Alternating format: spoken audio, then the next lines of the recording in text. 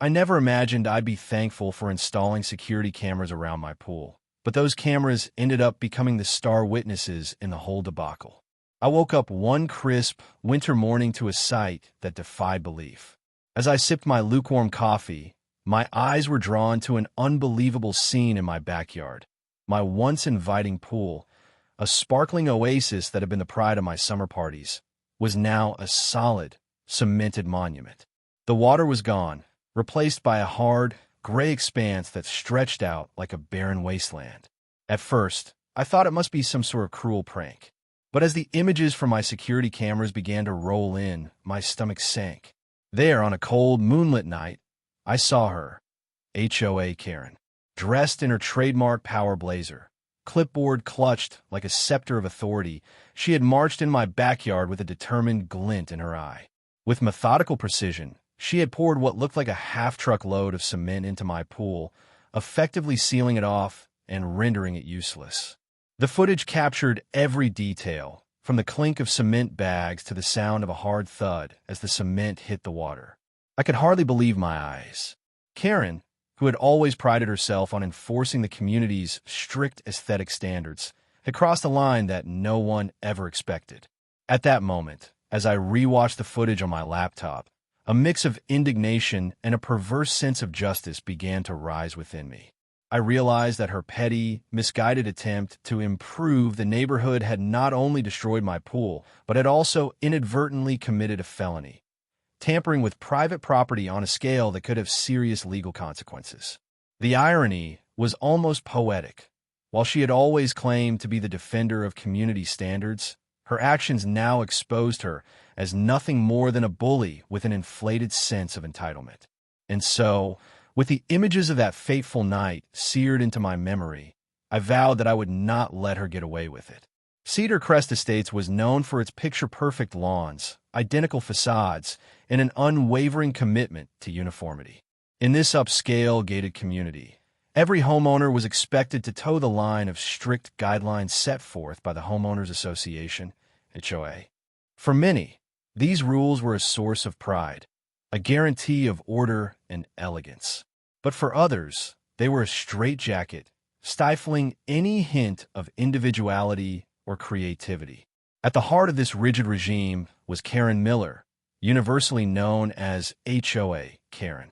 In her mid-50s and always impeccably dressed in power suits, Karen carried her clipboard and smartphone like badges of honor. She roamed Cedar Crest Estates with an intensity that bordered on fanaticism, scrutinizing every hedge, every mailbox, and even every pool for any sign of imperfection. To her, maintaining the community's pristine image was not just a duty, it was her personal crusade. And nothing, not even the summer's heat or the creative whims of a few free-spirited homeowners, could stand in her way. I, on the other hand, had grown up on the edge of Cedar Crest. While many of my neighbors embraced the HOA's stringent rules, I valued a more independent approach to life. After inheriting a modest plot of land, I transformed it into a small farm and built a pool that had become a gathering spot for friends and family, a place of laughter, community, and unpretentious fun. My pool was more than just a luxury. It was a personal statement of how I chose to live, blending practicality with a touch of whimsy. I had installed security cameras around the property not just for safety, but to document the little moments that made my life uniquely mine. Despite my contentment, Karen's presence loomed large. Over the years, she had issued fines for the smallest deviations, an unapproved garden ornament here, a splash of non-conforming paint there.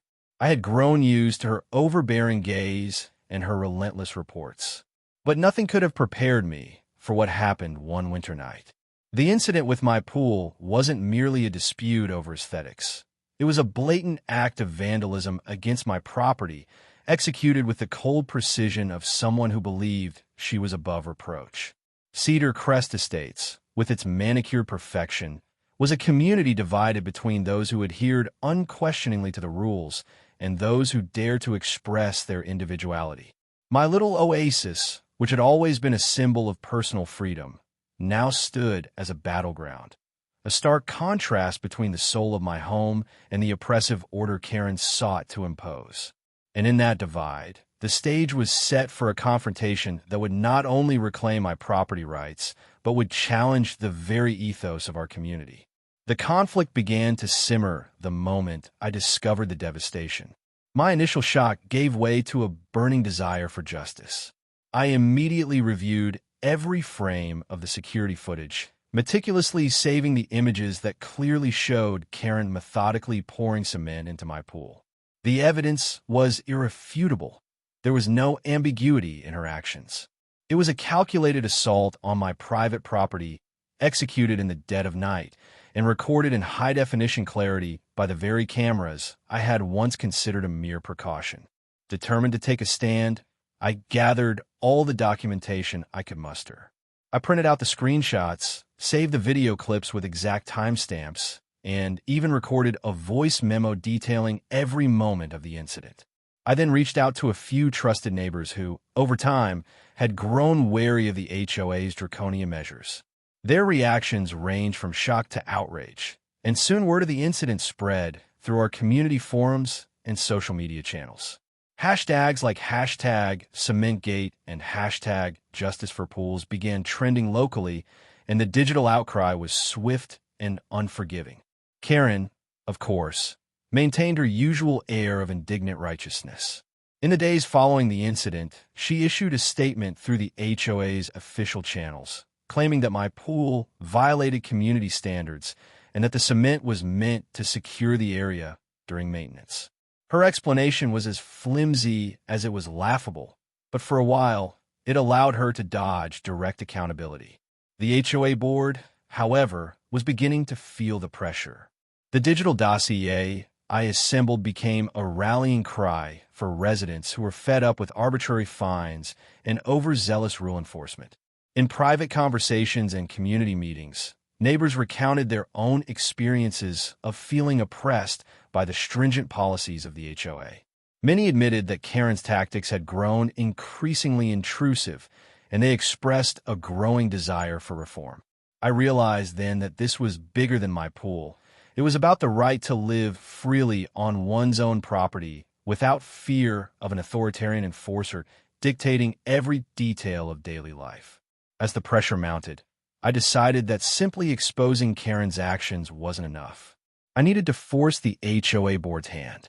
I prepared a formal complaint to the board, complete with every piece of evidence I had collected. My argument was clear.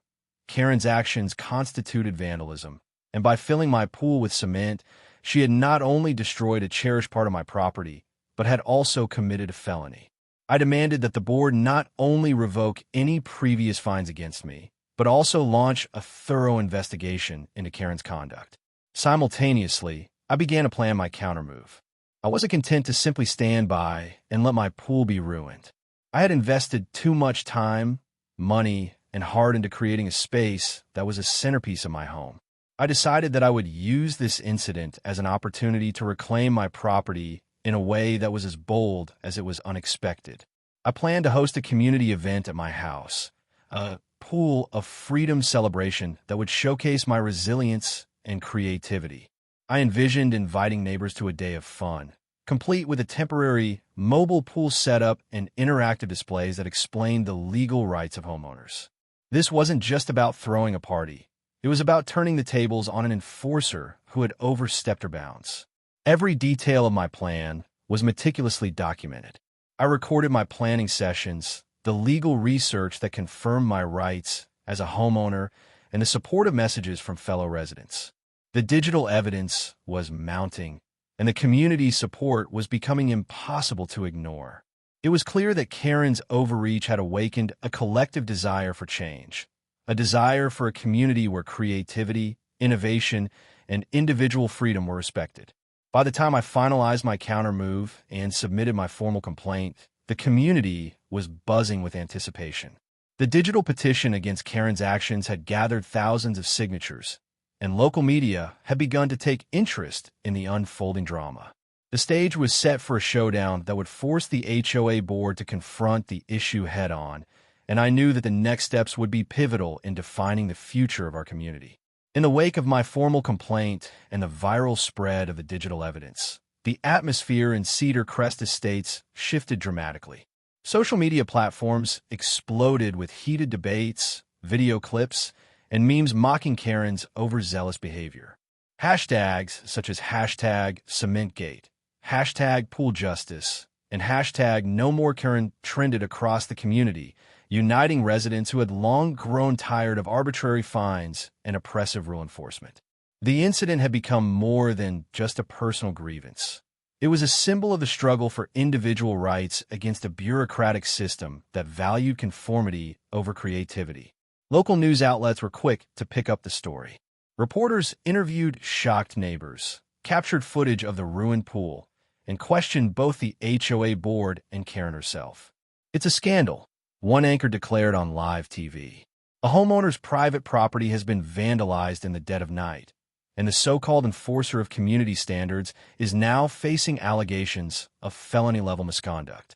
The media coverage amplified the issue, casting a bright light on the absurdity of the situation and putting the HOA board under intense public scrutiny. Behind the scenes, the HOA board was in turmoil. Emergency meetings were convened, and behind closed doors, board members clashed over how to handle the growing scandal. Some members, long supportive of Karen's strict methods, argued that the fines were necessary to maintain the neighborhood's pristine image. Others, however, were swayed by the overwhelming evidence and the passionate outcry from residents. Leaked minutes from these meetings revealed bitter disputes, with one board member remarking, "We're at risk of losing the trust of our community if we continue to allow personal vendettas to dictate policy." The internal divisions were tearing the board apart, and it was clear that a decisive resolution was needed. I continued to update my online community with every development. I posted detailed blog entries, complete with timestamps from the security footage and scanned copies of Karen's nonsensical statements.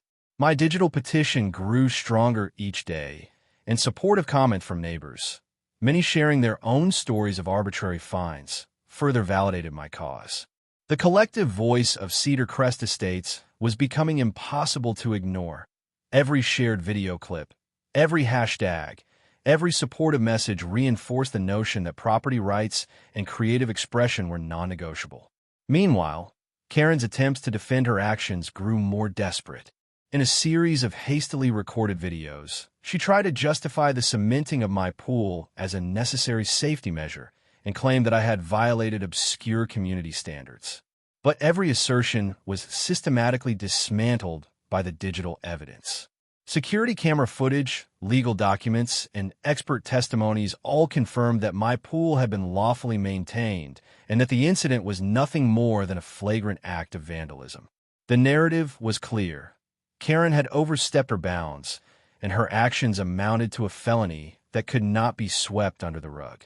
The tension reached its zenith as the HOA board announced a final public hearing to address the scandal and determine the future of enforcement policies in Cedar Crest Estates.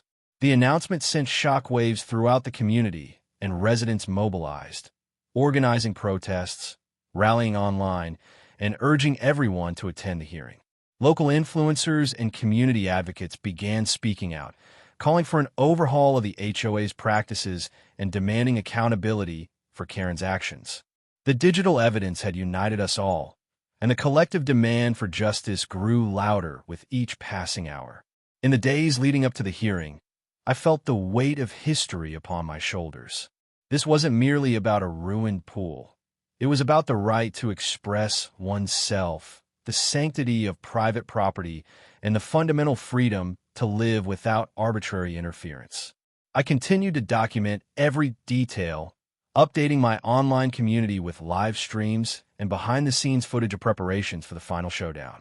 The energy was palpable, and every message, every shared post, reinforced the resolve of a community determined to reclaim its voice.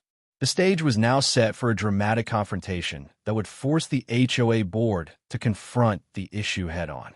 The mounting digital evidence, the impassioned voices of residents, and the undeniable logic of my claim had created a formidable force that could no longer be ignored. It was clear that the final public hearing would not only determine Karen's fate, but also set a precedent for the future of Cedar Crest Estates, a future where creativity, innovation, and individual rights were celebrated, not suppressed.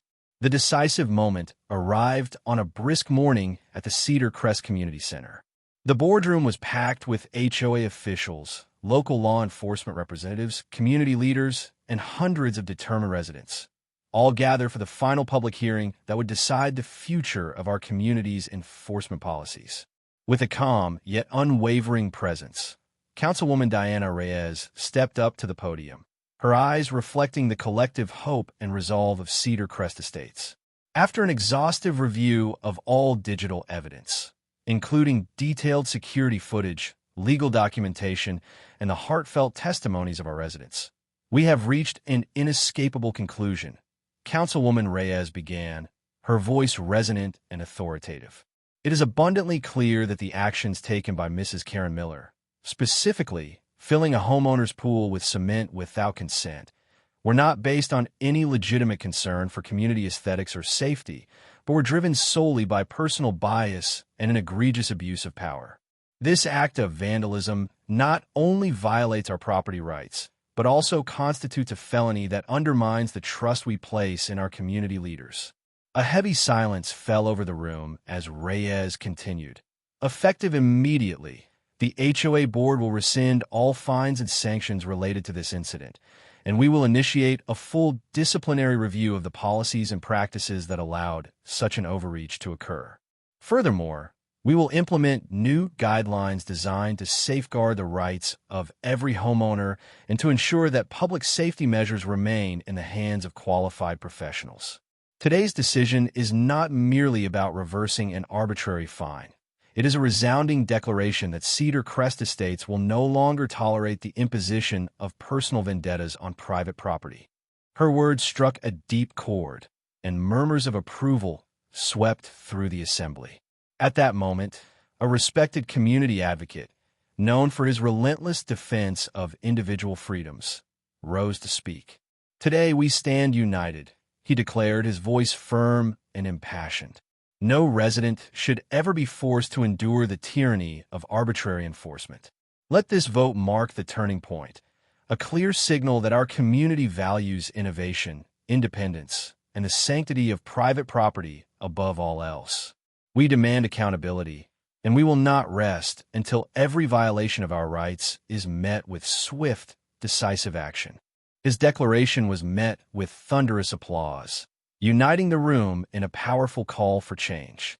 Following his address, a senior officer from the local public safety department presented the final dossier, a meticulously compiled record of all digital evidence, expert testimonies, and official reports confirming that the cement-filled pool was a deliberate act of vandalism and not a sanctioned safety measure. The evidence was irrefutable, and the Internal Affairs panel unanimously endorsed strict disciplinary measures against those responsible. The full report was scheduled for immediate public release, ensuring total transparency.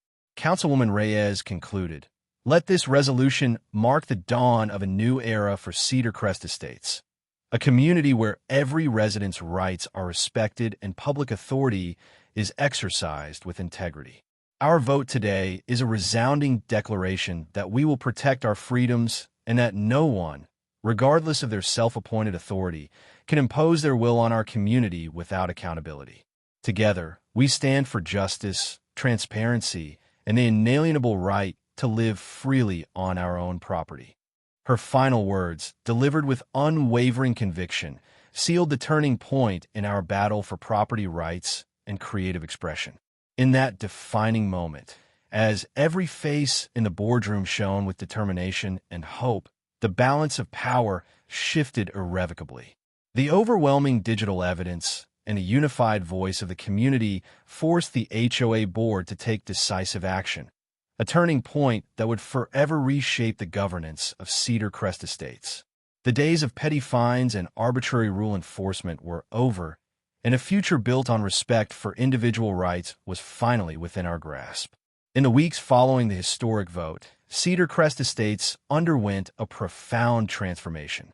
News of the rescinded fines and the sweeping reforms enacted by the HOA board spread rapidly through local media and social networks, igniting fervent discussions about property rights, creative freedom, and community governance. Editorials in the local newspaper, bearing headlines such as "A New Dawn for Cedar, Crest" and "Community United for Justice," celebrated the decisive action taken to protect every resident's right to express themselves without fear of punitive measures.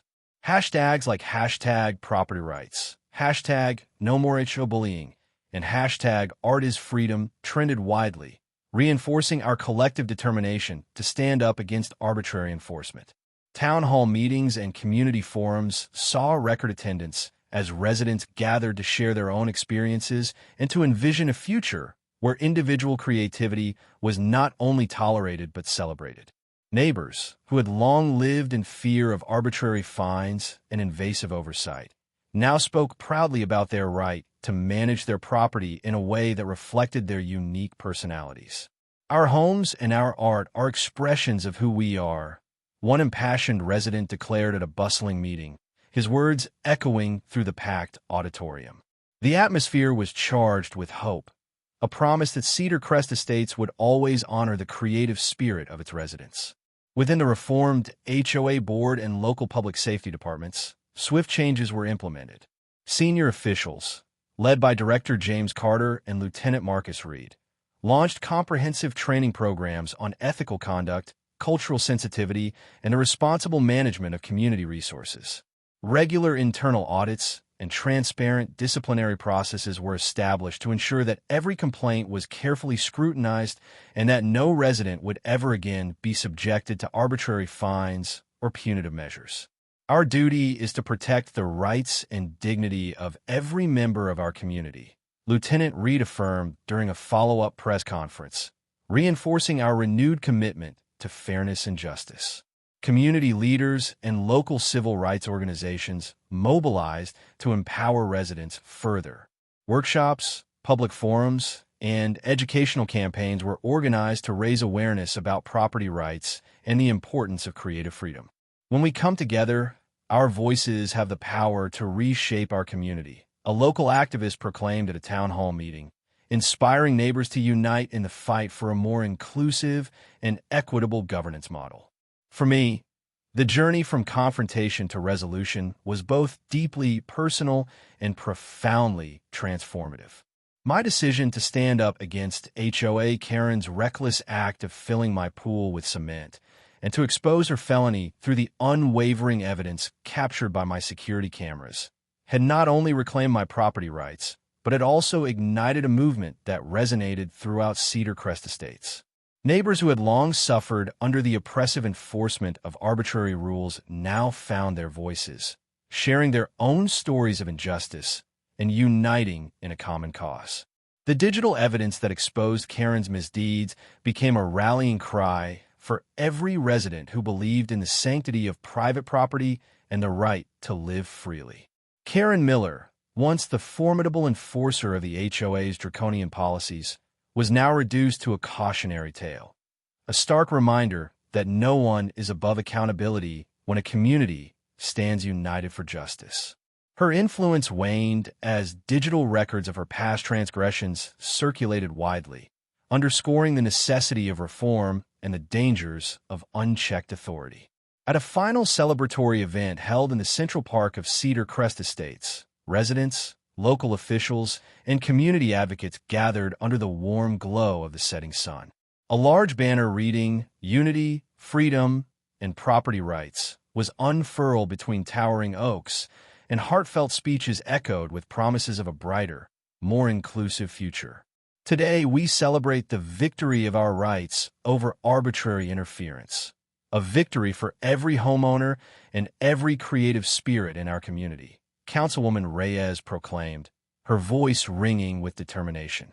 The standing ovation that followed was a powerful affirmation of our collective commitment to protecting our freedoms and ensuring that no one can abuse public power again. As each new day dawned over Cedar Crest Estates, the legacy of that fateful confrontation endured as a beacon of transformative change. The story of how HOA Karen Miller's outrageous act of filling my pool with cement was exposed, thanks to the unwavering testimony of my security cameras, became a rallying cry for every resident who believed that truth, justice, and creative freedom must prevail. Every sunrise now carried the promise that in Cedar Crest Estates, individual rights and the spirit of creativity would forever shine, unchallenged by petty tyranny. In the end, what began as a personal battle evolved into a watershed moment for our entire community. We emerged more united, more vigilant, and more determined to safeguard our rights against any form of bureaucratic overreach.